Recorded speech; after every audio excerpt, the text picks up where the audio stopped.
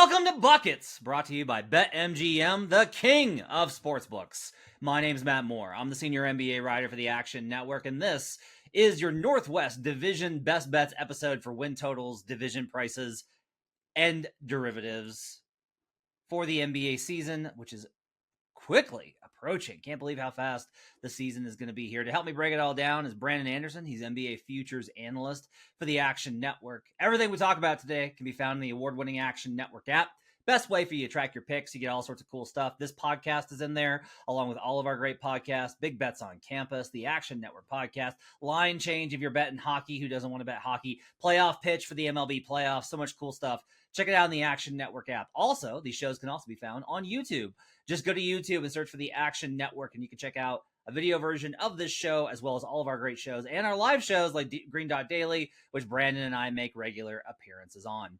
As always, we'll go down our list of the best bets that we have for this division, and then we'll go back and we'll talk about the cap. Brandon, we'll start with you. Last episode that we did, we started off with the Southwest Division, and I was very light. I am not light on this division. How about you? I am a little lighter on this division, at least for me. I had 4 bets out of the 5 teams last division, so I'm a little lighter here. Give me my Minnesota Timberwolves on the over, 44.5. Give me the division odds for the Wolves, too. That's my favorite bet in the division, is Timberwolves division at plus 700. And then Denver Nuggets under 54.5. Those are my bets. I lean under Blazers and OKC and pass on the Jazz. But best bets, Wolves over, Nuggets under, and Wolves division. All right. You and I are aligned on much of this. We've talked about the Nuggets, where the under was the first bet that I made this summer when we looked at those win totals. I've got the Nuggets under. I'm going to be on the Wolves with you on the over and on the division price at plus 700. I have the Oklahoma City Thunder over, and I lean over on the Utah Jazz, lean under on the Portland Trailblazers. We'll break this all down.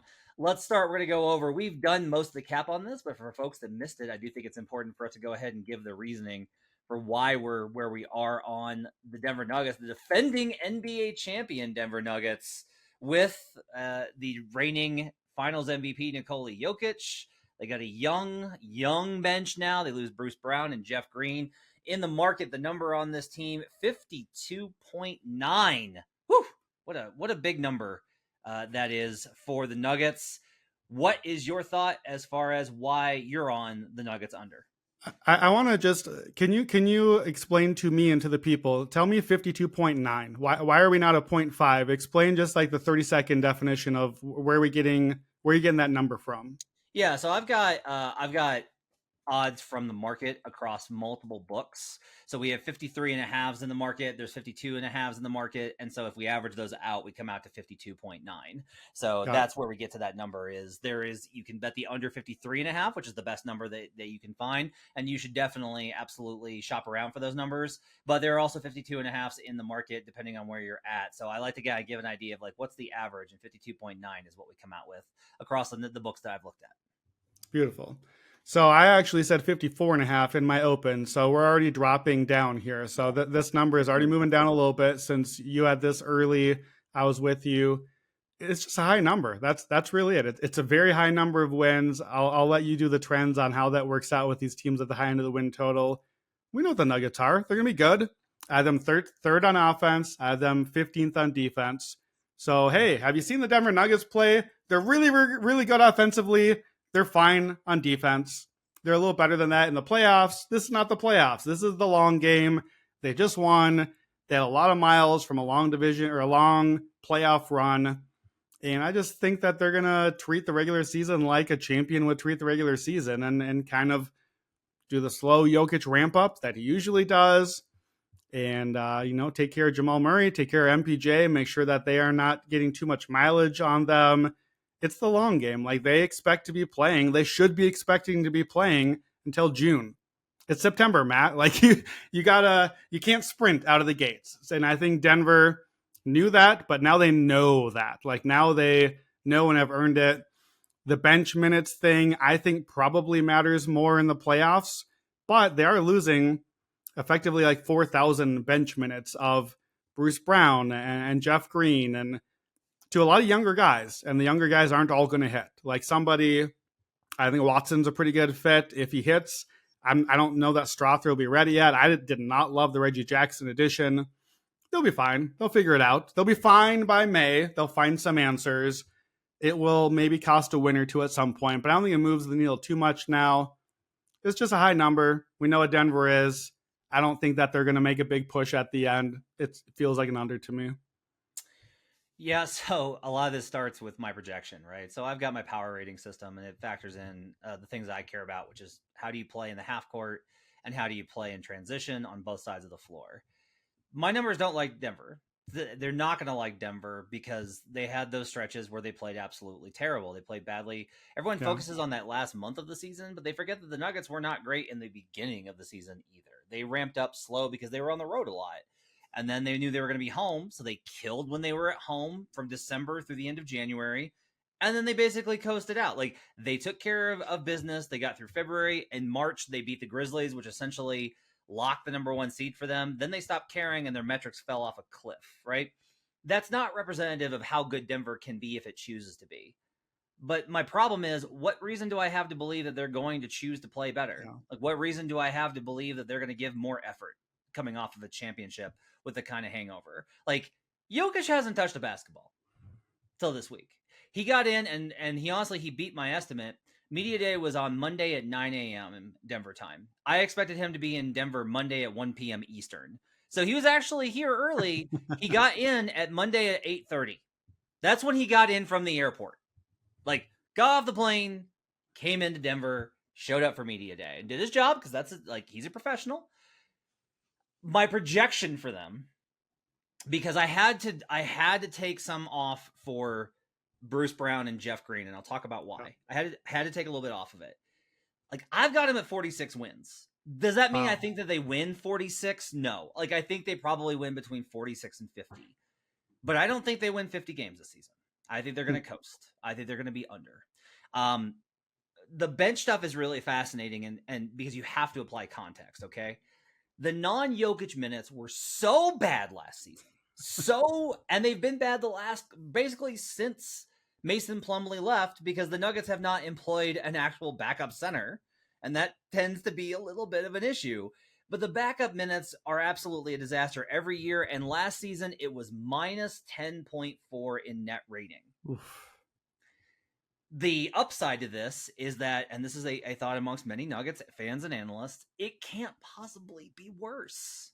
You add Julian Strother, Peyton Watson, more minutes for Christian Brown, Jalen Pickett, second rounder, who everyone's really high on as a backup point guard.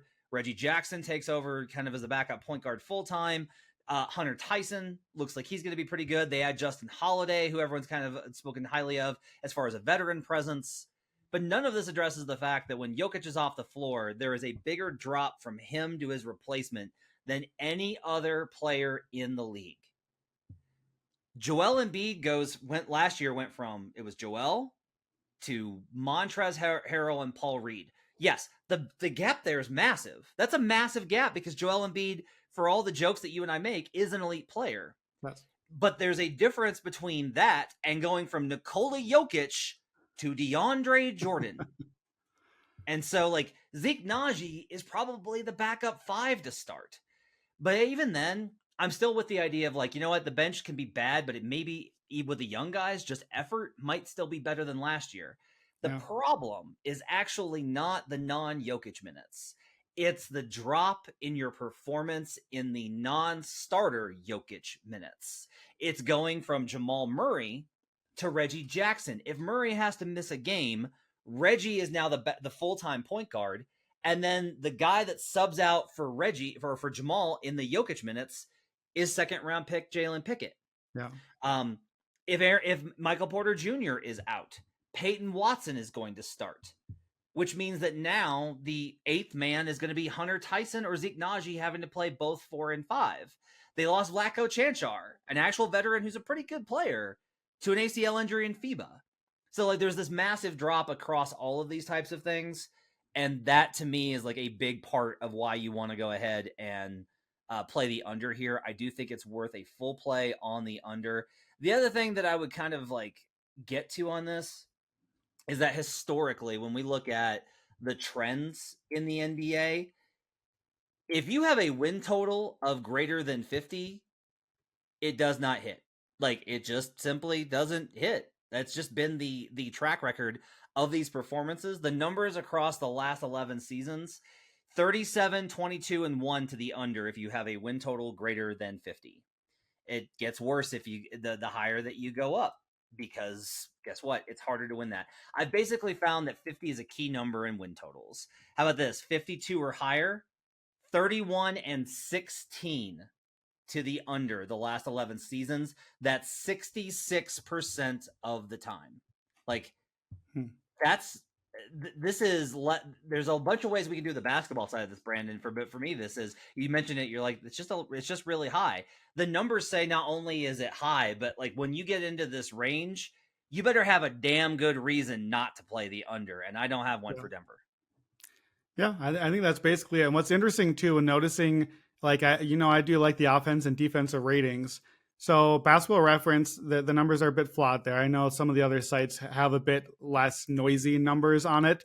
If you just go by the ratings there, defensively, Denver's been between 12th and 15th last 3 years in a row. Right there, right at average, basically, slightly above average. Offensively, I remember last year, I was very high on this team coming in. I'm not taking victory lap in the championship. This is all about regular season, but I like the 1 seed. I like the offense.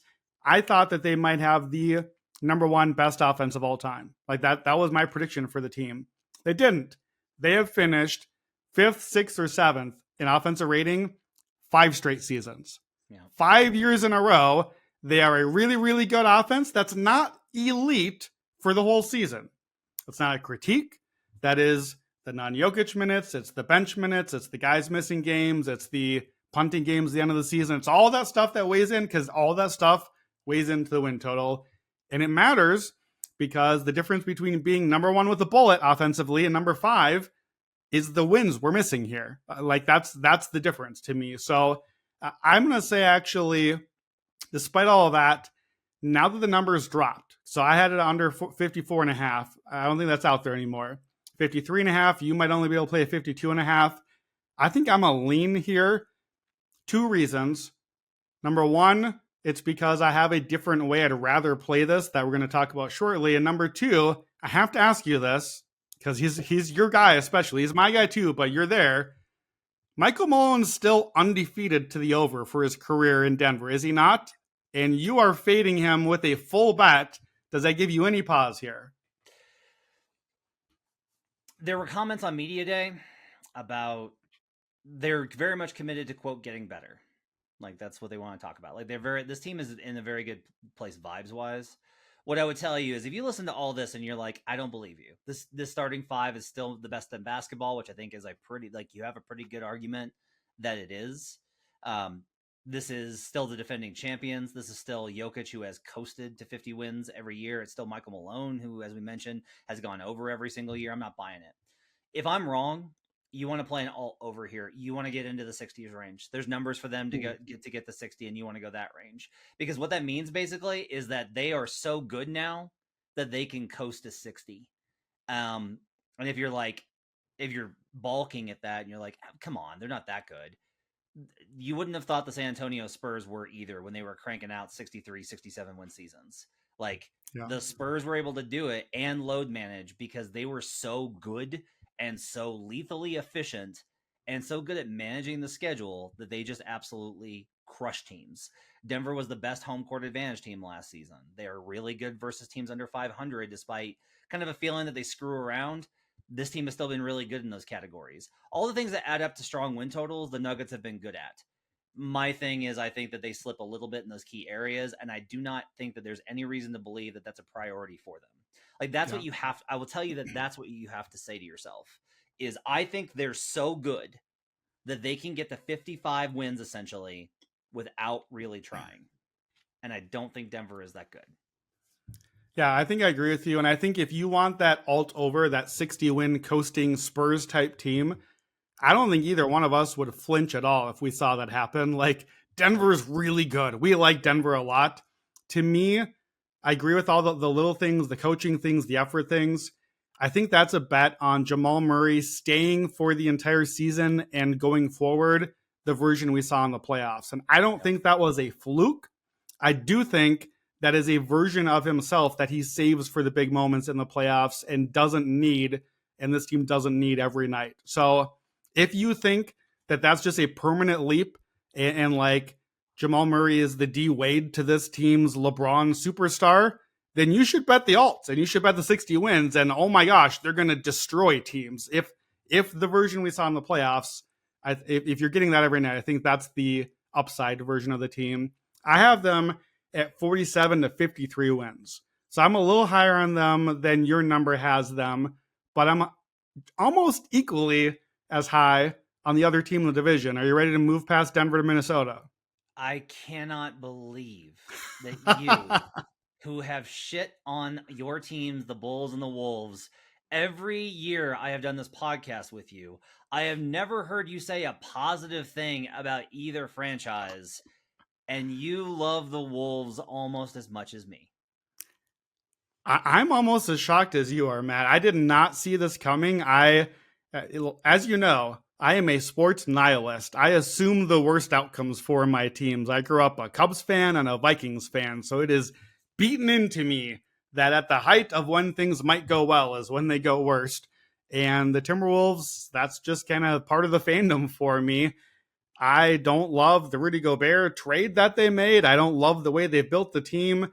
As I did the work on them, I was like, man, there's a lot to like about what this team is. So here's where I'm going to start. The Minnesota Timberwolves are one of 3 teams in the NBA for me, 3 that I have top 10 offense and top 10 defense. 3 teams, and it's one of them is the Timberwolves. That's pretty good. Now, they're barely in. I have them 9th on offense and 10th on defense. So I don't think they're going to be a juggernaut in either area. If there's 30 teams and you're top 10 at the only 2 things you're measuring, you're pretty good. Like that's you don't have to do a lot of math to figure that out. They are going to be a lot better offensively than I would have expected them to. And I think that's the thing for me here is the offense was rough last year. The offensive rating was quite poor, much worse than I thought it had been. Why? They lost Karl Anthony Towns for like effectively most of the season. He barely played and wasn't himself when he did play. Rudy Gobert was not good offensively in particular last year, wasn't himself defensively. Part of that is just going to happen. He's not, it's a new team. It's not the same guys around him, and it's an older version. I don't think he's going to go back to being, I think, 3-time defensive player of the year. I don't think he's going to win defensive player of the year. I think he'll be better. I think with Mike Conley now for the whole season, who obviously he knows how to play with, D'Lo was pretty good. Like, I don't think Conley for D'Lo is really a huge swap out, but I think Conley being there for what it does for Karl and especially for Gobert is an improvement. So you get a better version of Rudy. You get, I think, probably like 45 games-ish of Towns is what I'm counting into the minutes. That's a lot of a very good player still. I know as much as anyone, we love to dump on Karl Anthony Towns. That's a good player, especially offensively. And we just saw what Anthony Edwards did at the World Cup. I've been an Ant skeptic. He looks awesome. And he looked awesome in the playoffs, and he looked awesome in the biggest moments. And I don't know if he is an MVP player right now. I am not betting on it. But advanced metrics-wise, he wasn't a huge impact player. By the way, I ranked players last year. I think that he takes a serious, significant step forward to basically be what people have thought he could be. But night after night, we've seen his intensity. We've seen his defense. I think we're going to get more continuity on the team, more health on the team. They were 23rd on offense. I have them 9th now. So that's a huge jump. I basically just have them the same on defense, effectively. And so that gives me over 44.5 pretty easily. I have them anywhere from 45 to 52 wins. And that basically puts them just a hair behind the Denver Nuggets, neck and neck at the top of the division. Do you want the trends on top 10 offense defense? Yeah, let's hear them. If you think that they're a top 10 offense and defense like Brandon does, teams with a win total of under 50, because we talked about that being the key number, Teams with a top 10 offense and defense, win total under 50, 16-1 to the over. Now, again, to be fair, I've got them 9th on offense and 10th on defense. So a little bit of a that's slide literally here. like you're a couple buckets away from falling out of one of those two. Yeah. But nonetheless, it's a good, if the trend is that strong, you know how skeptical I am on the trend. 16-1, you're going to win me over on that one. So I like that. By the way, notice too, Minnesota is not a team that books are enjoying setting win totals for. Minnesota has 5 years in a row finished at least 5 wins above or below the win total. Yeah. Like the line is never right for the Timberwolves. And I don't think it's right. 44.5. My numbers basically are saying, yeah, I think it's off by like 5 wins here. So I've got them on the over. I love the division bet, plus 700. That's my best bet in the division. That is a multi-unit bet for me because I think Denver is the favorite in the division, but only slightly, and by like a win or two effectively. Like I have it as not quite a coin flip, but I basically have Minnesota, and we'll get to the other teams. I'm under on everyone else in the division. I'm over on Minnesota, under on everyone. So I'm not in on Portland or Utah at all for the division odds. I don't put OKC into the mix. I think you'll probably argue otherwise. To me, this is one of 2 teams. So basically 2 teams are getting nearly 100% of my division odds. So I have Minnesota like 40%. That's a plus 1 to 50. I get plus 700. I have to play multiple units. Yeah, I've got them at 47 wins versus the 44.6 average line. So I've got 2.5 wins of an over mark here. I have them ahead of Denver right now. And that's just like based off of the power rating, right? Like this will adjust. Like I don't necessarily expect, like I like the number on the division. They're still at BetMGM. It's off the board currently because for some reason Northwest, I think because they haven't updated after the odds for Portland after they, traded Damian Lillard. But in the market, there's a plus 550. There's some of the longer odds. Like I think the Wolves are actually taking a little bit of money on this. Here's a good way of thinking of, because I've talked about the numbers and everything, and I've given the trends, but here's like a pretty good way. They win 42 games with Karl Anthony Towns playing 2 months of the season, and the win total is only 2.5 higher. Let's look at it this way. Estimated wins last season in terms of what he actually provided last season. Towns was at 2.8. So like in a third of the season, he gave 2.8. Like the math on this is not hard to figure out that this is an overplay. Do you have that number from like the previous season or a different town season, just to give reference to what would he look like in a typical year for him? How about 2022 when he was 12.8 expected wins added? Yeah. So how about 10 extra wins for a full town season? And probably not quite because he's going to do a little less with his team. Yeah. 10 wins seems like a lot to me. Does 10 seem like a lot to you? Yeah. Look, there's ways that this doesn't work. It's the offense still doesn't get there, that they just don't have the shooting. I will say, again, I'm never going to overreact to preseason. But I will say that I find that the NBA preseason is indicative of things that you can look for. I found it to be that the stuff that I've seen in preseason has carried over well. It's very rare that I'm like, man, that team looked awesome in the preseason and now they're garbage, or vice versa. Yeah. And the opening game, we've only got one under our belts as we record this, but they looked like they played with force, intensity, continuity, and real intention in that first game versus the Mavericks. And Towns looked awesome, and that was without Ant. You were lower on Finch when we had a conversation, I think a year ago, about coaches. Where are you at on Chris Finch right now? I believe you, but I don't remember the period when I was low on him. I've been generally high on him. I wonder if it was maybe like I think they started out poorly last year, and I was very, very down on the Rudy Gobert trade landscape of what it did for the franchise long term, which, I still need some convincing. Yep. So I think it was probably around that sort of a moment.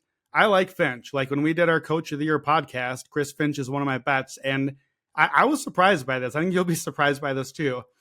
I believe you when you said every time we've done the podcast, I'm down on Bulls, I'm down on Wolves, I've never said positive things. That sounds like the me that I know too.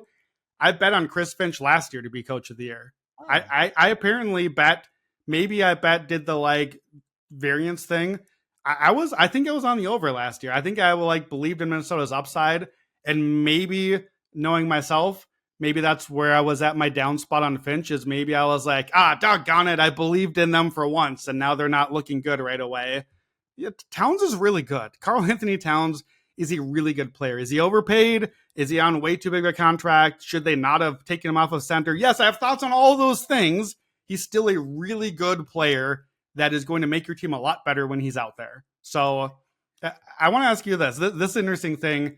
When I do my part of my process is, as you know, I do like comparisons for the teams. And what I'm doing is I'm saying, okay, if you're offensively ninth and defensively 10th, what team does that look like historically? In the last like 5 years, who does that compare to? And I don't bring these up too often, but one that I noticed here, that a common comp for the Timberwolves that is sort of hilarious and doesn't make sense to me, but sort of does. I've got Minnesota compared to Philadelphia 2022, Philadelphia 2020, Philadelphia 2019. Like, the Sixers that we've seen in recent years are the team that keeps coming up as like, yep, right around top 10 offense and defense. And it's obviously a team built around a star big man in the middle. I don't know. What do you think? Like, it's very, very different team. We've had the Cat and Embiid thing over the years. Is that a comp as far as like a regular season profile of a team that sort of makes sense to you? It makes no sense, but some sense to me at the same time. Yeah, I think so. Doc doesn't really get enough credit for the macro stuff that he does. He gets a lot of criticism, rightfully so, for the micro stuff. Not playing this guy, playing that guy instead, not making this change, those kind of things. Anytime he's got a lead in the series, basically. But the macro of how he installs structure to a regular season approach gets, in my opinion, a little bit underrated. And there's a reason that his teams have consistently won. And he's had good talent, but not like he hasn't coached like a LeBron James team. So to me, there's a little bit of a missing gap there. I can see some of the similarities there, in that there's a competency with the Wolves and there's a toughness too. That was kind of a hallmark of the Doc teams. Like, the Sixers were a pretty tough team last year, and they were a pretty tough team the year before. They're not mentally tough, but they're physically tough. They play tough. And so I think there is a little bit of that there with the Wolves too. The final thing I'll say on Minnesota is, if you ask the Denver Nuggets who was the toughest team that they faced in the playoffs, if you got them on truth serum, they would be like, oh, they were all tough. We had to go through LeBron, and we had to go through KD and Book. And you imagine, like, Book was so good. Truth serum, most of them will say that Minnesota gave them the toughest test because they're extremely disciplined. They have the two bigs to defend Denver. And that doesn't really matter for this bet. But what it does kind of indicate to you is, in my opinion, is the market is not able to adequately rate this team for a number of reasons, which to me is another reason to take the over. Are we good to move on? I want to add one quick thing. First of all, hang the banner, right? Hang the banner, toughest out in the playoffs. Put it up in the rafters. I just want to add for context for listeners, because you're right. The number on the division here is it's jumping around. So just from my numbers personally, I said multi-unit bet at plus 700. I would multi-unit bet this down as low as a plus 400. That's a 20% implied. I have them at 40%. So I'm still double that number. That my number is wrong is what that tells me. Like, I can't be that far off from it. But just if you're looking around, I wanted you to have that context. And secondly, as you know, Matt, I love to get my niche angles here. This jumps out to me as the exact order finish 1-2 bet. Minnesota 1, Denver 2, especially if I'm down on the other teams. It jumps out to the books too. The number is not a huge difference there. So if you have that a bet available, my decision was, you know what? If Minnesota passes Denver, maybe it's because like Jokic got hurt or whatever reason. Like there are other reasons Denver could fall far enough.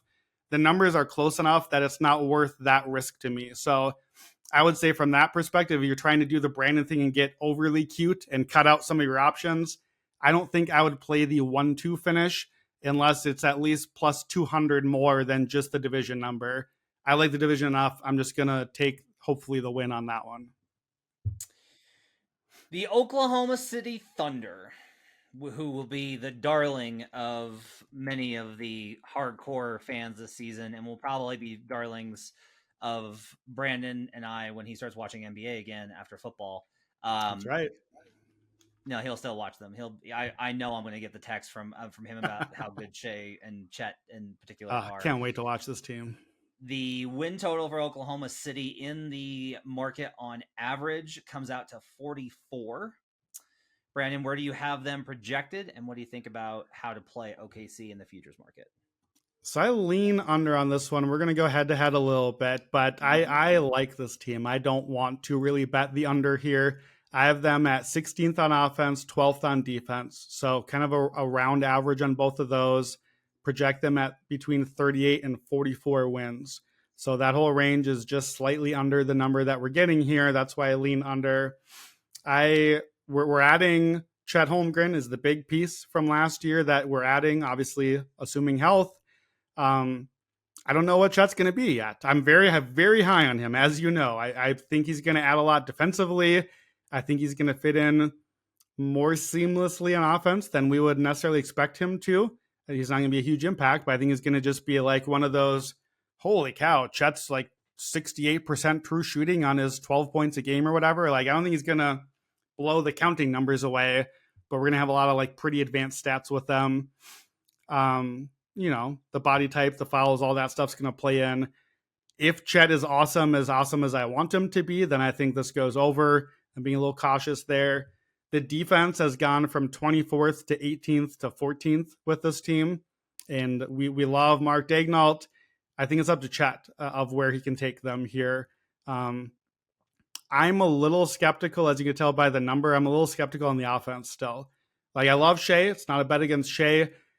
Shea doesn't always stay healthy, and it's a little bit too much on him. I'm not a big believer in Josh Giddey. I know you're going to fight me on that one. I love Jalen Williams, but he's young. The more offensive Jalen Williams, not the center. If Shea doesn't have another super duper duper star season, and he just might, then I worry that the offense might not have enough weapons yet, as they're kind of still building and coming together. I like them. I like the team. I don't really want to bet against them. It to me is just it's a high number. It's 44.5. Growth is not linear. They remind me a little bit of where I've thought on some of the teams on that in the last year. And I mentioned too with the Timberwolves, they're a team that the books are way off on. The Thunder are the opposite. 3 of the last 5 years, the Thunder finished within a half a win of the posted win total. So as much as the books are like, Timberwolves, I don't know. They're like, oh, like that tells me the Thunder are going to win like 43 to 45 wins. Like they're right there. They overperform under Daignault every year until last season. It's a good team. 45 wins is a lot. 45 wins means you're like a really, really good, definitely playoff team. I don't think I'm quite there yet on the team. So I think this is similar to the problem that you have with the Rockets, which makes sense because OKC and Houston are kind of two sides of the same coin. Similar timelines, yeah. And one of the things there is that you're not... Well, let me ask you, how much do you think you're projecting internal development? Yeah, I mean, I definitely, obviously, I'm taking that into play. I think the problem with both of these rosters that you bring up, I am projecting internal development, but I'm also projecting internal development in the way that I have scouted these players from college. Yeah. And that may not be fair, but it's me saying, you know what? I wasn't in on this prospect. And even if he's better than that now, I'm not saying, well, I'm still right, he's going to be bad now. But it's like it's Bayesian theory. Like, I'm going to take what I felt before and what I'm seeing and weigh both parts together going forward. So it's guys like a Jalen Green on Houston or like Giddey. I don't love the fit with Giddey on what it looks like for a great team. I like him a lot better for a positive floor raising sort of team. Lou Dort is a guy, a similar sort of thing, like Aaron Wiggins, your Jalen Williams, the Arkansas guy. These are a lot of like nice pieces, and I think Oklahoma City is a nice team. But to go to that next level now, to like become the Grizzlies that I think they'd like to be maybe as a franchise, I think it's time now. And you know, for years I've begged for the Grizzlies consolidation trade, and you kept always being like, no, not yet. You know, you gotta just take your time and do this the right way. And you know, we love Sam Presti. He's doing it the right way. I'm counting on internal development, but I'm also still skeptical of some of the guys that came into the league skeptical on. So it's half and half there. So I don't really get the Giddey skepticism. He stands out on film as a really impactful player. He's smart. He's crafty. He definitely, I think, makes his teammates better. I don't necessarily know that like I don't want him being like the primary offensive weapon, but why would he ever be that when you have Shai Gilgeous-Alexander? I will say, I'll say this, that Giddey was 55th percentile in EPM, by the way, last season, but part of this, I will say, is part and partial to, we talked about this on MVP. If I'm right and OKC is going to be as good as I think that they're going to be, then I have to bet Shai Gilgeous-Alexander, because his numbers are going to get him in the conversation, even though the seeding is going to make it tough for him to win. Like, seeding is going to make it tough. But I also look at this and I go, okay, what if they have a year where the positive outcomes go their way? If they have like, if Jalen Williams regresses, if Chet has problems with the physicality, if I'm trying to think what are unknowns still on this roster, if they're just too young, right? I mean, do you fear the Shai injury thing at all? I feel like Shai has never really had a full healthy season until last year, but maybe that's just because they're shutting him down to tank at the end. Yeah, so that's my thing. He was at 68 last year. And there was just like, following that injury track, there was a lot of information that suggested that like, if they really want, a lot of this is not that you don't keep them out to tank. You're just like, it doesn't matter if we make the play in or not. Right. It doesn't matter if we get the 8th seed or not. Like, our goals are long term. And so if we get those things, great. Right? Like, they made the play in. But it's not something that they're going to push for. I do think that this year is a little bit different in that regard. It's percentages, right? Yeah. They're not going to play Shai Gilgeous-Alexander if there's a high risk of injury. They're not going to play Shai Gilgeous-Alexander if there's a medium risk of long-term injury. But last year, if there was like a moderately low, like low to moderate risk of injury, they would have been like, absolutely not. And this year, they will probably be like, okay, yeah, he's going to play. And that, I think, is one of the differences here. I think the Victor Oladipo thing is actually a little underrated. I think that he brings something to the table that they're going to need. They need a couple of veterans. I think that's going to help them out with what this roster does look like. I actually like the Davis Bertans pickup, because it gives them an actual like pure shooter. I just want like pure shooting dudes on the team, and this gives them another one of those dudes. So if we look at the internal development, Shai's progression, Chet coming in, and then the biggest thing here is coaching. This is Mark Daigneault is awesome. And that's not what I see. I'm not telling you that I'm like the sets that he run, because that's how most Twitter conversation about coaches is. It's, does he put in the right players, and like, how are his ATOs? I am telling you that, talking to, like, when I ask people in the league, including coaches, about OKC, they are just like, I hate playing them. It's a nightmare. They're disciplined. They're strong. They're so athletic, and they know how to play. There is such a focused discipline with this team, and those teams tend, when they have the talent and intention to do so, to win quite a few games in the regular season. I don't have this projected like way over. This is not a multi-unit bet for me. I have them projected only at 46.4 versus a 44 average line. So like, there's numbers in the market that I would be like, yeah, it's probably a pass, but there are also numbers in the market where I think that it's probably worth a bet. This puts them in range of the division. I don't know that I want the division bet. Like, I'm good with just the Wolves. And if we get to mid-season and we have a Kings type thing where it's like OKC's leading in January and the market's still like, nope, it's going to be Nuggets, then I'm going to bet OKC. That's because OKC, I think, is one team that the books are in a tough place with. I think the sharps like OKC a lot because they have models. I think the public ignores them.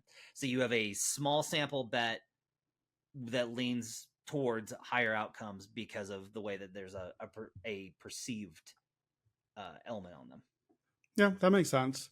Yeah, I think we're relatively similar on them. My win range total is just like a slightly, a few wins lower than yours. So and when I do like the ranges are not like the realms of possibility. I'm probably looking at like 10th to 90th percentile outcomes. So my 90th percentile outcome is at 44, 45 wins. That still is below my 10th percentile outcomes for both Denver and for Minnesota. So not a division play for me. I want to run the numbers past you from January 1 forward. And I know you know this, but I want you to explain to me in basketball reasons which of this stuff you think is real and in which maybe won't come through. So January 1st forward, OKC, as you know, I'm sure was awesome. They jumped to point or plus 3.1 net rating, 11th in net rating. They're 25 and 21. And the big change by the numbers was offense. They jumped to 117 offensive rating. They went huge up in free throw rate. They had a huge boost in offensive rebounding. They did not really go up in EFG, which, as we've talked about, is kind of the main predictor. And then defensively, they forced a ton of turnovers. So I think you've watched this team more closely than I have. How much of that stuff that I just said, that profile, do you think is real and stuff that's going to continue forward? Or is some of that maybe due to regress? My interpretation by the data, I think, obviously, is I'm expecting some of that to regress where my fears with the offense are. But that's what the stats are telling me. Do you feel like that's the profile and that's coaching and that's the team we're going to see with the personnel and it's going to continue those trends? One thing I will tell you is that they moved off of last, like, a lot of this is really, quite honestly, Isaiah Joe shot the lights out. Like That dude can he was an shoot the absolute ball. Holy cow. he just shot the absolute freaking lights out. They played a little bit. They did pick up their pace. It's one of the things that I noticed. And they also, I think, were one of the teams that benefited a lot from, because they're so young. I think as teams got worn down as the season went on, OKC got a little bit stronger. Yeah. But I'll also say this. When they got through the first part of the season, they started shifting to how can we win these games? It wasn't, again, they took the passive approach with Shea, but they were actually like, what's gonna optimize us? And that I do think kind of matters, is like they started playing a lot more. How can I put this? They didn't play Poku. Like, a lot of this is just that, man, is like they just didn't play Poku as much. Like Lou Dort played the most minutes after the All-Star break. Josh Giddey played the second most. Jalen Williams took on a bigger role instead of being like one of the rookies that was kind of in discussion. Like they started playing the guys that could really help them win, and that was, I think, a large part of it. Is they did shift, I think, their priorities in the back half of the season, which is one of the reasons why we got very excited about them. That makes sense to me. All right, let's talk Utah. And this one will be pretty quick because, look, I like the over average in the market for the Utah Jazz, 35.9, so roughly around 36 wins. My numbers say that I should have them over, but I am a little bit skeptical of my numbers because I don't know. I think I'm probably underestimating the loss of veterans like Conley and even like Malik Beasley and Jared Vanderbilt, guys that just knew how to play. I still very much like a lot of this roster, and I still very much like Will Hardy. I'm not like crazy about it. We'll see how they look in preseason, I think is kind of where I'm at with this team. If I watch them in preseason and I'm like, they look really good, then I'm probably going to put a bet in on the over. But unless they blow me away in preseason, it's probably a stay away. I have them solidly over, but I may tick them down a notch. You know, I'm a Lauri Markkanen guy. I know you were skeptical of them last year. You're a little bit more bearish on them this year. Give me the reasoning. Yeah, I'm a pass on them, but I lean under. I have them around 32 to 36 wins, so just slightly under the number right now, 36 and a half. I got them 19th on offense. I think they're fine on that end. I have them 26th defensively, still bottom 5. And to me, that's the reason why I'm still skeptical here. So if you look back last year, obviously, I believe last year this was one of my strongest underplays. I certainly was on the under, and I think I was multiple units. And I tried to convince you, once they started trading the guys, Gobert and Donovan, that they're going to blow it up and do all, get rid of everybody, and look how terrible they're going to be. And they didn't do that right away, in part because Will Hardy was awesome, and Lowry was awesome right out of the gates, and they were shooting a ton of threes and doing some cool analytics stuff. And they started 10-3, and my bet was dead instantly. Like by 1 month into the season, my under was shot. Now, luckily, I was able to pick up on some of the things happening there and play some game-to-game stuff and get some of that back. After the 10-3 start, this is why I'm concerned. 27-42 the rest of the season, 115 offense, 117 defense, minus 2.1 net rating, so 24th in the league. And I know, they gave up at the end of the season. They put Lowry on the bench. They gave up. So again, the numbers, you could take that away, but it all counts. The defense, I love my 4 factors. Defense got worse at all 4 factors, like significantly worse. And Walker Kessler, not a guy I was high on coming into the NBA. He's been great. He's a very good anchor. There's not enough else defensively here for me to get too excited about personnel wise. And I know it's back to the coaching personnel thing, but like Walker can't do everything. I have a little bit of concern. You and Lowry has sold me on who he is. He's a good player. I am concerned that while I like John Collins, the player, John showing up and playing the 4 and moving Lowry back to the 3, I don't love that. I feel like that might neuter some of the offensive advantages that put him in a really good spot to succeed. I need to see him there. And maybe that's just my skepticism on Markkanen in general still kind of shining through, but I don't love that pairing. It's not going to be good defensively, that specific pair, I don't think. And if it sort of hurts his offensive upside, it makes me a little worried. We talked in the summer about this one. This was one of my initial under reads.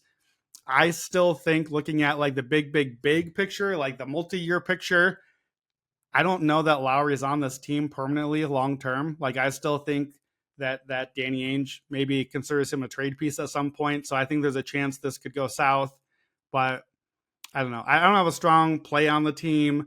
Will Hardy and Lowry proved me quite wrong last year.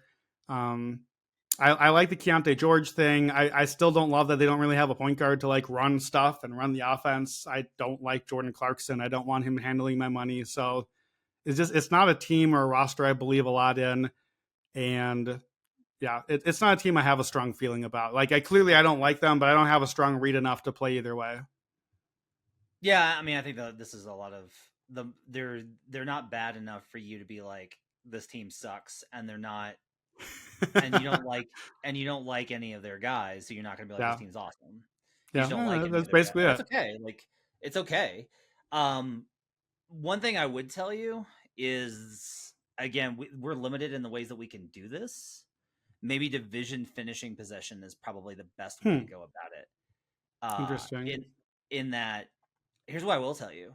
The floor on this team is lower than last year's squad because they're younger. And if they get to a point, if this doesn't go well, if Markkanen regresses, if things are not going like they were last season, even like I get the thing of after the first 10 games, this team was still pretty good until late in the season when they made like a direct what if you follow back through it, here's basically what happened. Laurie got hurt. They went in the tank. They brought Laurie back, but they were clearly still basically like, no, we're good on the play-in. Thanks. Like they were that's the very clearly the direction. If they get to January and they're not good, this team may make a complete about face and go for the draft position. I will tell you that like Ainge is more likely to do the thing that drives you crazy and do the thing that teams not doing drives you crazy and actually like reposition, trade off Jordan Clarkson, trade off Kelly Olynyk, who's one of the most valuable trade pieces in the league. Yes, I said that. He really is. Contract position, like everybody wants Kelly Olynyk, which means you have to have a high price for him, but he's not good enough to trade a high price for him. But they're gonna keep getting offers. And then like you look at the rest of the roster, and it's like, okay, 1, 2, 3, 4, 5, 6, 7, 8, 9, 10, 11 guys on this roster have 2 years of NBA experience or less. And so if things go badly for the Jazz, I think they will absolutely pivot and they could finish 4th. The problem is what I've heard about what their intentions have been in the trade market. They talked to Miami about Tyler Hero. Like they were very serious about that deal. Not as part of a Dame construction, as either part of the Dame construction or outside of it. They also were like, they called Portland and made a serious offer for Dame. And for Drew as well, correct? Yeah. Yes. And for Drew. Like they have been involved in these discussions. They want to move some of these guys to get another guy to go with Markkanen. And so that's probably going, even if it's not a guy that you like Tyler Hero, that's going to change the direction of the team and it will shift what their approach is. Like, if they pull off that trade, they're not going to tank. And so the upside of this team is considerable. I think Markkanen is great. You know, the Collins thing I think is fair to be a little bit skeptical of, but I at least trust Will Hardy to come up with some better, more inventive answers. I'm pretty high on Colin Sexton. I know that that doesn't sound right, but I was very low on him in Cleveland. I think he's actually developing in the right direction. He just needs to get healthy. I like the rookies. I really liked what I saw from THT last year. I like a lot of these guys, which is why I'm a little bit higher, I think, on the over. But this is also, look, from my projections are based off of power rating. I had a minus 0.8 in Raw last year. That's non-adjusted, just like this is what the numbers spit out. I only improved them to minus 0.5. That's all I put them up to, was like, they'll play Laurie more, they'll try a little bit harder internal development, and they still get to 40 wins under that principle. Last one for you, when Laurie Markkanen played last season, they won 49% of their games. They were 49% straight up when Laurie played last season. That to me is like, that's a reason not to play the under. That you're talking about essentially a 4-game difference at that figure between if Laurie's going to miss games for sure, but that doesn't give you enough of a clearance room, I don't think, there for you to feel good about the under. Yeah, I think maybe what I'm hearing from what you're describing, it makes sense, is we talked about like on the last podcast, we talked about like the Pelicans as a high variance team. We've done that with teams where don't play the median outcome, play the tail ends outcomes. It feels like Utah is maybe a lower end version of that. Like, it sounds like we're saying maybe this is not a median outcome team. And the win totals tell us that. If you look back the last 4 years, 3 of the last 4 years, the Jazz have finished off of the posted win total by at least 9.5 wins. So that clearly that happened last year. The win total was quite low and they cleared it way early and crushed my under. So maybe, you know, if you're right, and if the Jazz are good, and if they go and add a player, then maybe you should be betting this team to make the play-in or make the playoffs even straight up. If they don't, and we know that Danny Ainge can pull the ripcord, then maybe you need to be betting the alt under, not just the under here. And you go for like, you know, an under 30 or something, and they go into the tank. Because this is the sort of team, like, Danny's going to decide which direction are we going. And if you're right, and if Lowry's good, and Collins fits in, and Sexton's good, and all the pieces are fitting, then maybe they just go, and maybe they get into the 40s then. And if they're not, or the injuries happen or whatever, maybe we go down to the low 30s and below. So I think that confirms for me passing, but it might be worth it. If you're listening, if you feel like you have a pretty strong lean toward one of those outcomes, I think don't play the over-under. I think play an alternate version somehow and play a line a few above or below, perhaps. Under 10.5 seeding is plus 200. So that's to miss the play-in. That's to make the play-in. Oh, that's to make. You're right. That's to at least make the play-in. Yeah. And then division finishing position, if you think they finish worse than Portland, plus 235. So yeah, it's even odds to finish fourth. Basically saying we know Portland's the worst. We know the other 3 are better. We're confident they're stuck in the middle. Again, I would not want to take that even odds to be fourth. I don't need the median outcome. I don't mind, from my perspective, nibbling that 5th place finish, because I think Portland is not abjectly terrible. I think that they're just bad. We'll talk about them now. But if Utah pulls the ripcord and really goes for it, and we've seen them do that, then I think that could even play as a low end outcome. Should we do Portland now? Let's do Portland. So Portland in the market after trading Damian Lillard and then trading Drew Holiday. The Portland Trailblazers are at an average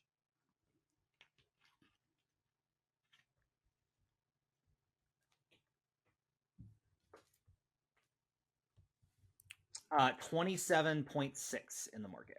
That's where their number lies. I think they're in a similar spot, I think, to where the Jazz were last year, in that one of the reasons why I leaned towards the over and bet it last year was I was like, they got too many guys. Like there's too many guys. It's hard to be that bad when you have actual established NBA players. Yeah.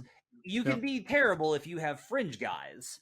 But like if we look at where the roster is right now, like guys that I expect to be in the league in 3 seasons, Anthony Simons, Shaden Sharp, Scoot Henderson, Malcolm Brogdon, Robert Williams, DeAndre Ayton, Jeremy Grant, Matisse Thybulle. That's 8 guys that I feel good about being in the NBA in 3 seasons. It's hard to be abjectly terrible when you have that many experienced NBA dudes and star talent in the case of Scoot Henderson. What are your thoughts on the Blazers? Yeah, I think that's right. I don't know. Do you think Brogdon plays for this team? I'm kind of not counting him. Honestly, am I doing the thing I did with the Jazz? Is that the whole comp? Is like, oh well, he's around until he's not around. the word is they're like, we really think he's valuable because what they wanted is they wanted someone to be the veteran guy that Scoot needs because he's not gonna like Shaden benefited from Dame and Anthony benefited from Dame, but now they don't have Dame. So Brogdon kind of comes in and gets to be the guy that's like, he's been big in the NBPA. He's an exceptionally smart player. He drives coaches nuts in part because of that.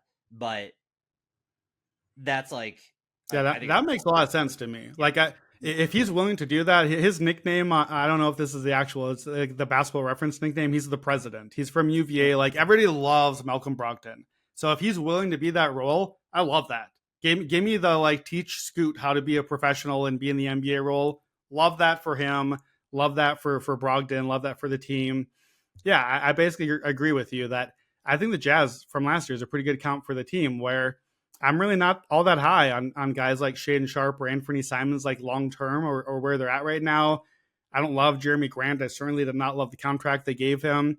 None of that stuff really matters today, right now. They're all NBA dudes on an NBA roster who are going to try. I will say this. A key difference between the Blazers versus last year's Jazz is last year's Jazz had Will Hardy, and we had a lot of good things we just said about Will Hardy. And this year's Blazers have Chauncey Billups, who is one of my favorite players, and I don't know if he's an NBA coach. I'm just going to say that. Chauncey's been an elite tank commander the last 2 seasons. He's an incredible tank commader. He has been, but he has also led the team that was in position to have to tank at the end. If I had to name the worst coach in the NBA, head coach, I think I'd probably have to pick Billups. He's certainly in my conversation until proven out. I want him to be good. He's from the University of Minnesota. I love him as a player. I think he is a top 15 all-time point guard. I want Chauncey to be good. He's not Will Hardy, so we don't have that part of the factor here. Why I do kind of not like Portland, but why I initially assumed Dame off the team. Whatever comes in, they'll be terrible. They'll clearly be the worst team in the West. They might still be the worst team in the West. I kind of don't hate the defense here. They've been terrible defensively, but Ayton is solid. Time Lord is good. I kind of want to see them play together. I don't know. It doesn't sound like Portland's going to do that too much, but they'll probably try it at some point. I'm intrigued by that. They sound like they're going to play Matisse Thybulle a lot, maybe even start him. I want him for steals per game, by the way. If that's the case, grab that ticket now. Like, there's some solid defense here. Scoot, I think, Scoot can be at least a neutral defender. Like, I don't know if he will be right away as a rookie, but like, he has the tools there. I have them 22nd defensively. So I'm not exactly raving about their defense, but I thought I would have just had Portland like bottom 3 offense, bottom 3 defense, 20-win team, take the under any number you can get. Because I think the defense can at least be, again, bad, not abjectly terrible, then it kind of makes me less excited. I still lean under. I believe this first posted at one prominent book when it opened after the trade at 29.5. Is that right? Was there 29.5 initially here? There's 29.5 in the market. Ludicrous number. If you have a 29.5, it's a full bet. Give me the full bet on the Portland Trailblazers under 29.5. I had a lean at 28.5. I have them at 23 to 29 wins. Again, it's that range where you probably are going to go in the tank at the end. A weird thing, though, this is not a great draft class. That like, there's no Wemby this year. There's no even close to it at the top of the class. So there's not someone you have to like just smoke at the end to get out of the way. Also, there just aren't terrible teams this year in the NBA. There's not a lot of them. So like you don't have to get to 17 wins to get one of those top picks this year. Like Portland might be able to like try most of the season, tank a little bit for a couple weeks at the end, and still finish at like 24 wins and be top 4 odds. Like Again, yeah, they wait. The Jazz waited, and like they had offers. They had yeah, offers all yeah, season for guys, but even if they traded one of the guys early, like think about this. Like if they trade, like let's say that the season starts off badly and they move Brogdon. Okay, you still have Jeremy Grant and DeAndre Ayton and Robert Williams alongside Matisse Thybulle, and Scoot is going to be really good. And Scoot alongside a veteran team is a lot different than what we see from a lot of these other squads where it's like Victor Wembanyama is on a team where the other good players are 23. Like Scoot Henderson's on a team where the other good players are 25, 27. Like, and then there's also Anthony Simons. And so like, there's just like a high capacity here for if Scoot is a winning basketball player, and I think you and I probably agree that he projects as such. Scoot is not just going to be like he'll put up numbers, but I don't think Scoot Henderson's going to be empty calories. no, And I don't want to go in on rookie point guards, but I will say like I went back and looked it up, and rookie point guards numbers are not bad in terms of the over unders because of the market expects it. Yeah, it's already priced right? in. Yeah, and it's already priced in. And so again, I will say this, I've downgraded them significantly, and because of the amount of veterans on the roster, I can still only get them to 30. And so I have them over. I'm not going to bet it because fit is very weird here. It's just very weird. Like there's ways that it makes sense, but a lot of this is like I have to buy completely. I'll say this: if you're gonna bet the over, you need to be like, yes, I believe in Shaedon Sharpe. Like that needs to be a big part of it. Is like I believe Shaedon Sharpe is good because Shaedon's gonna play a ton. Like they'll play all these veterans, but Shaedon Sharpe's going to play. Scoot Henderson's gonna play. Anthony Simons, I think, plays too. They're gonna play the young guys. Like they will play the young guys. Yeah. And so you better believe that those guys are good and impactful because the veterans aren't gonna be able to get them there if the rookies are taking them. The young guys are taking up most of the minutes, which I think they will. So let me ask you just a zoomed out big picture West question. So we did not, as we're recording, we have not recorded yet the Pacific Division. So I think you're going to listen to this one last, listen to Pacific last. The Pacific teams all made the postseason last year. So we have now talked about the bottom teams of the West. I think your 4 options, the way books are pricing it, is Portland or Utah. Probably not Utah at the dead bottom, but that's how they're in the mix. And then from the division that we've done already, San Antonio and Houston. Those are the 4 teams that are being priced as long shots to make the playoffs. Somebody has to be last in the West. Like we can't have them all win 30 games. That's not how the NBA works. We've watched enough years to know that. Who do you think is the bad team in the West? Like who's last in the West between these teams? It's a good question, Brandon.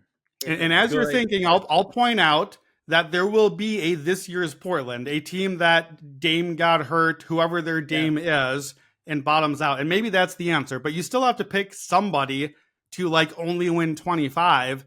And we kind of like the Spurs, and we talked about the floor on the Rockets, and we talked about the floor on the Blazers, and the Jazz are in the 30s. Like, we got to be wrong about something. Who's the bad team? I think for me, it's San Antonio. For me, it's like I can find reasons not to bet the over, but I can find reasons not to bet the over. I can't find reasons to bet the over, and that's tough. Like it's just hard to get there, and the talent deficit is huge. Like we talked about, I made the case for them, but when I look at this, they're the most likely. But if you actually ask me, like if you give me those 4 teams in the field, I'm probably taking the field. I think that some team gets hit by disaster and That's winds fair. up imploding completely and reversing course. I think I don't feel a slam dunk answer to this one. I think that I feel of those 4 teams that Portland has clearly the lowest floor to me, and I think that Interesting. that's judging injury risk for Time Lord and Brogdon, who I'm factoring in right now, but maybe that's part of why they got traded away is they just can't give a lot anymore, or they get traded again. And I we're going to see a lot of Simons and a lot of Shaden Sharp, and we know I like to bet against young guys that I don't believe in, and I do not believe in those guys. So I think that's where I'm on the under here, is because if I had to pick one, I think this is still my bottom of the West team, but it's going to be interesting. There's not a clear. You know me, I love to be like, this team good, this team bad, bad against bad team. Like, I want there to be a bad team in the West, and it could be an interesting conference if we don't have a bad team night after night for a lot of months of basketball. Maybe we'll find that team in the Pacific Division. We'll talk about that next week. I like that teaser. Reminder, we've got Nuggets unders, we've got Wolves overs and division plays. I like the Thunder over. Brandon slight lean on the Thunder under. And I like the over, but I'm staying away. Brandon likes the Jazz. I like the Jazz over lean. Brandon leans Jazz under. No, I'm Brandon just a pass on the Jazz. Pass on the Jazz, and we're both pass on the Blazers. That'll wrap it up for Buckets. Thanks for joining us. We'll see you guys again next time when we do the Pacific Division. My thanks to David Payne, our producer, as well as the video crew over at Action for putting this up on YouTube. We'll see you guys again next time. Till then, let's get buckets.